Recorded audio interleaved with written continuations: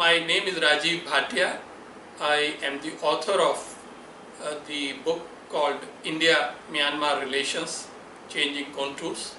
This book was published a few months back by Routledge. I served in the Indian diplomatic service for 36 years.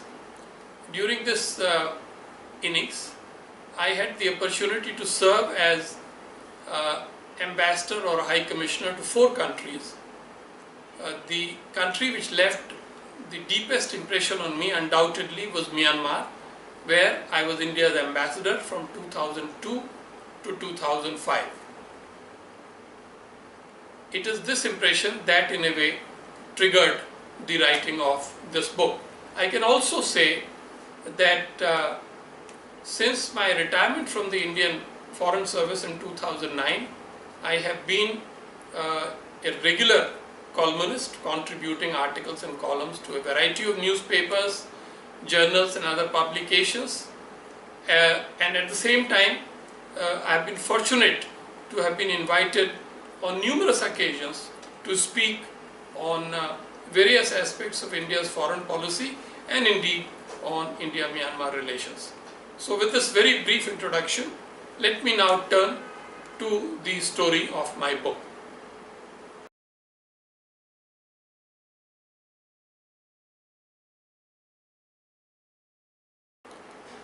Why did I write this book? Well, you see, I served in Indian diplomatic service for 36 years. I served in 9 countries, and it so happened that Myanmar left the most deep impact on me. And therefore, when I came back to India after my retirement as a diplomat, I tried to turn myself into a scholar, and it turned out it was a successful transformation.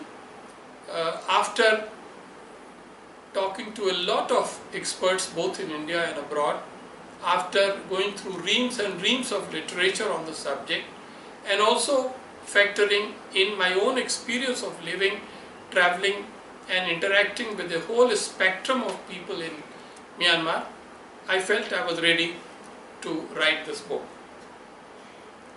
And inspiration for it truly came from the historic change that began to happen in 2011 after the 2010 elections. So this book has been written between 2011 and 2015, and it was in August 2015, that is last year, that the well-known international publishing house Routledge decided to publish it. People said that the timing of this publication was very good because it was just before the last historic elections in the country. Now, let us talk a little bit about the structure of this book. It's a book where, first of all, I go into depth to explain the nature of this country, its society, its culture and history, its people, its politics and its foreign policy profile. In this chapter, the second chapter of the book, called Deciphering Myanmar, the reader gets a complete picture at one place of what ticks this country, what drives this country. Then there are a number of chapters which trace the development of India-Myanmar relations during the pre-colonial period, then during the British colonial period, and then after independence, which came to Burma in 1948. I should stress, however, that the main focus is on the contemporary era, particularly the last quarter century, and I have specially devoted in-depth attention to explaining the relationship during the past decade.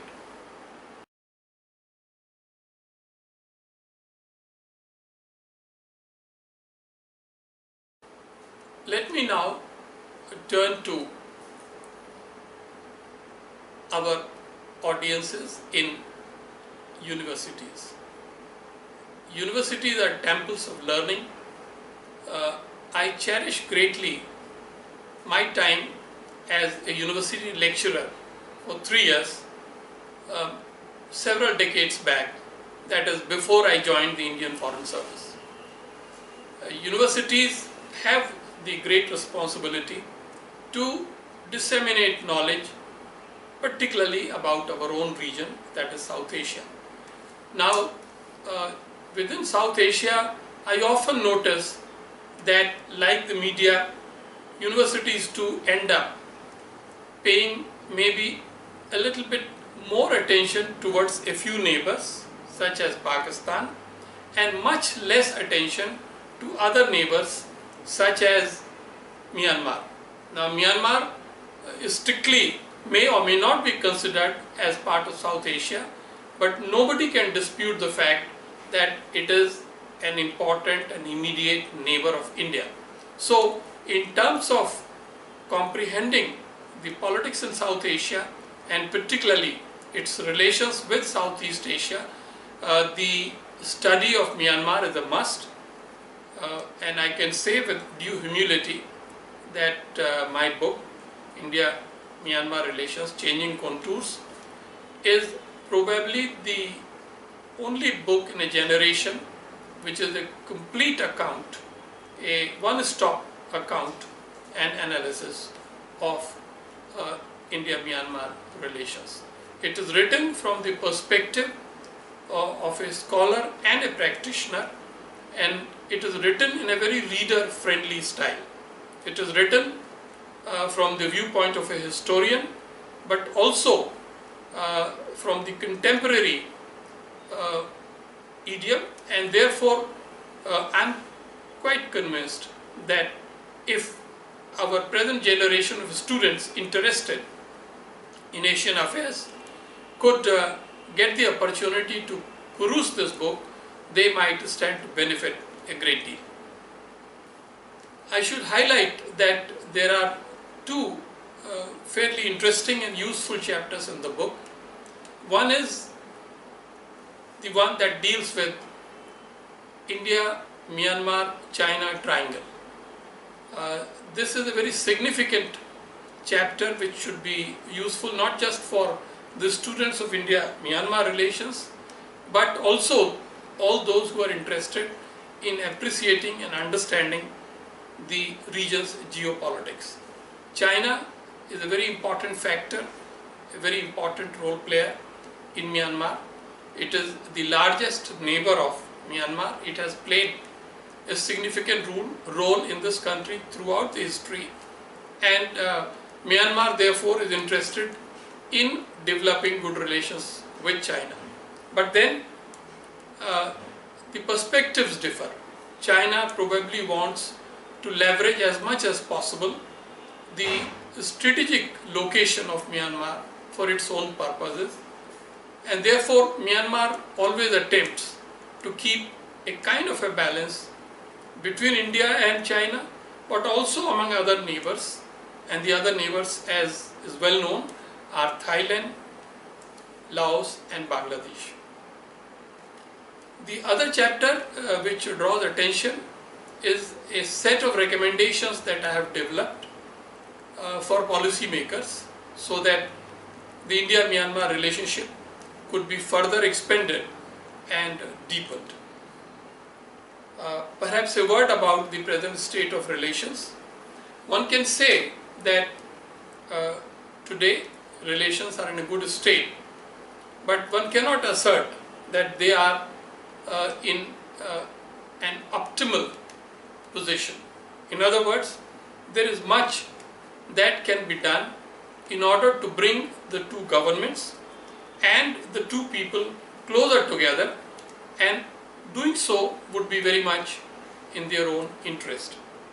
So, a close perusal of the last chapter could perhaps give some new perspectives and new insights about the future expansion of this relationship.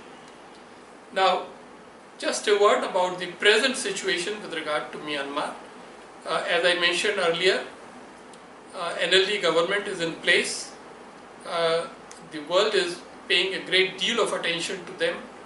hardly a week passes today when a foreign minister or a prime minister of a country interested in Myanmar is not visiting Naypyidaw, the capital of Myanmar today.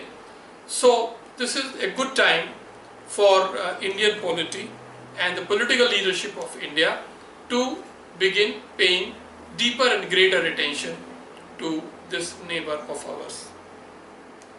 In the end, I would like to say that I have greatly enjoyed writing this book. I cherish and value my association with Routledge, which is a highly professional company, very cooperative and sympathetic to writers and the travails and angst they go through in producing a book. But it is very clear that this is a publishing house that works as a bridge between the authors and students, readers, scholars, universities and the other institutions that are engaged in knowledge sharing business. So I hope that our readers will find an opportunity to read this book and profit from it. Certainly, I greatly enjoyed writing it. Thank you.